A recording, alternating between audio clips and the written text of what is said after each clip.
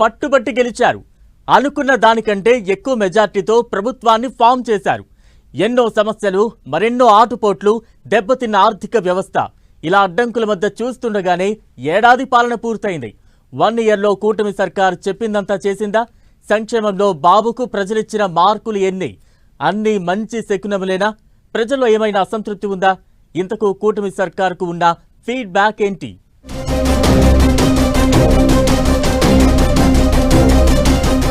కూటమి సర్కార్కు అన్నీ మంచి శకునములే. ఏడాదిలోనే సుపరిపాలన, అభివృద్ధికి బాటలు. సూపర్ 6 స్కీమ్స్ ల్యాండింగ్ దిశగా సీఎం చంద్రబాబు. ఓవైపు అభివృద్ధి, ఇంకోవైపు సంక్షేమం. కూటమి ఏడాది పాలనపై పబ్లిక్ ఒపీనియన్ ఏంటి? 5 ఏళ్ల సుదీర్ఘ పోరాటం, ఏడాది సుపరిపాలన. కూటమి నౌ ఇన్ అనాలిసిస్. ఏం చెప్పాం, ఏం చేశాం, ఇంకేం చేయాల్సి ఉంది? ఇదే సమీక్షలో ఉందట కూటమి సర్కార్. 1 ఇయర్ పాలన పూర్తి చేసుకున్న సందర్భంగా సూపర్ 6 హామీస్ మీద ఫోకస్ పెట్టారట. మరో సూపర్ 6 పథకాన్ని ఇంప్లిమెంట్ చేసేందుకు CM Chandrababu master plan ready చేశారు. ఈ నెలాఖరులోపే అన్నదాత సుఖీభవ కింద రైతులకు పంట పెట్టుబడి సాయం చేయబోతున్నారట. రైతులకు ఏటా 20,000 రూపాయల వరకు పెట్టుబడి సాయం అందిస్తామని చంద్రబాబు హామీ ఇచ్చారు. వాస్తవానికి గతేడాది ఈ పథకం అమలు చేయాలనుకున్నారు. కొన్ని కారణాలతో వాయిదా పడింది. ఇక జూన్ 20 నుంచి అన్నదాత సుఖీభవ పథకాన్ని ఇంప్లిమెంట్ చేస్తామని సీఎం చంద్రబాబు, మంత్రి నారా లోకేష్ చెప్పారు. మహానాడులోనూ దీనిపై ప్రకటన చేశారు. కానీ జూన్ 20న కూడా అమలు కాలేదు. దీంతో రైతుల్లో నిరాశ వ్యక్తమైంది. మరోవైపు లబ్ధిదారుల జాబితాల్లో 8 లక్షల మంది రైతులకు కోత పెట్టారన్న వాదన తెర మీదకొచ్చింది. వీటన్నింటినీ పరిశీలించిన సీఎం చంద్రబాబు అర్హులైన ప్రతి రైతుకు ఈ పథకాన్ని అమలు చేయాలని డిసైడ్ అయ్యారట. ఈ క్రమంలోనే ఈ నెలాఖరులో అన్నదాత సుఖీభవ కింద రైతులకు పంట పెట్టుబడి సాయం చేయనున్నారట. తొలి విడతలో 7,000, రెండో విడతలో 7,000, చివరి విడతలో 6,000 చొప్పున ఖాతాల్లో నిధులు జమ చేస్తామంటున్నారు. తల్లికి వందనం స్కీమ్తో వైసీపీ దగ్గరున్న అతిపెద్ద అస్త్రాన్ని లాగేశారు సీఎం చంద్రబాబు. 15 ఆగస్టు నుంచి మహిళలకు ఫ్రీ బస్ స్కీమ్ అమలు చేయనున్నారు. ఇక అధికారంలోకి వస్తూనే పెన్షన్ను పెంచి ప్రతి నెలా టెన్షన్గా 1వ తారీఖునే ఇస్తున్నారు. అన్నా క్యాంటీన్లను తెరిచి పేదల ఆకలి తీరుస్తున్నారు. గతేడాది అక్టోబర్ నుంచి 3 సిలిండర్లు ఫ్రీగా ఇస్తున్నారు. ఇలా సంక్షేమం విషయంలో కూటమి సర్కార్కు ప్రజలు మంచి మార్కులే వేస్తున్నారట.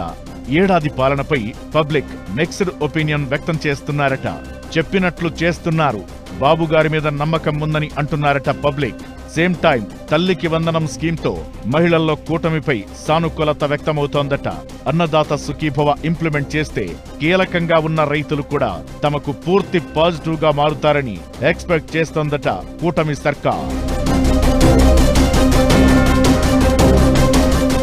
అయితే కూటమి పార్టీల ఎమ్మెల్యేలపై లోకల్ గా ప్రజలు తీవ్ర అసంతృప్తితో ఉన్నారంటున్నారు. అక్రమాలు, వసూళ్ల ఆరోపణలపై ప్రజల్లో తీవ్రంగానే చర్చ జరుగుతోందట. ఈ విషయాలపై సీఎం చంద్రబాబుకు రిపోర్ట్ ఉందని, అందుకే ఎమ్మెల్యేలను పదే హెచ్చరిస్తున్నారని అంటున్నారు.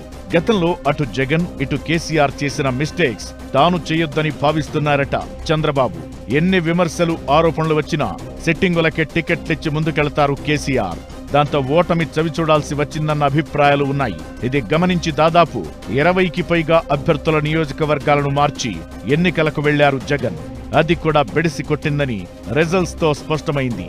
అందుకే ముందు నుంచే ఎమ్మెల్యేల పనితీరుపై ఎప్పటికప్పుడు రిపోర్ట్ తెప్పించుకుంటున్నారట చంద్రబాబు. పనితీరు బాలేకపోయినా, ఆరోపణలు వచ్చినా వెంటనే క్లాస్ తీసుకుంటున్నారని అంటున్నారు. ఇంత చేసినా కొన్ని నియోజకవర్గాల్లో ఎమ్మెల్యేలపై పబ్లిక్ లో ఉన్న అసంతృప్తిని స్కీమ్ల ఇంప్లిమెంట్ తో కవర్ చేయొచ్చనేది కూటమి సర్కార్ వ్యూహమట.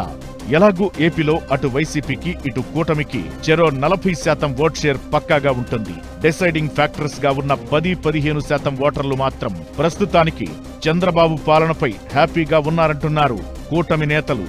రాజధాని అమరావతి, పోలవరంపై మిషన్ మోడ్ లో పనిచేస్తుండటంతో ఎడ్యుకేటెడ్ సెక్టార్ పీపుల్స్ లో పాజిటివ్ టాక్ ఉందట. అయితే గతంలో అభివృద్ధి మీదే ఫోకస్ పెడతారని పేరున్న చంద్రబాబు ఈసారి మాత్రం సంక్షేమాన్ని బ్యాలెన్స్ చేయడంపై ఫోకస్ పెట్టడం ప్లస్ పాయింట్ అంటున్నారు.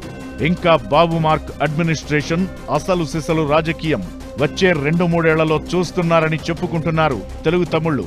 రాబోయే రోజుల్లో కూటమి పనితీరు ఎలా ఉండబోతుందనేది చూడాలి మరి.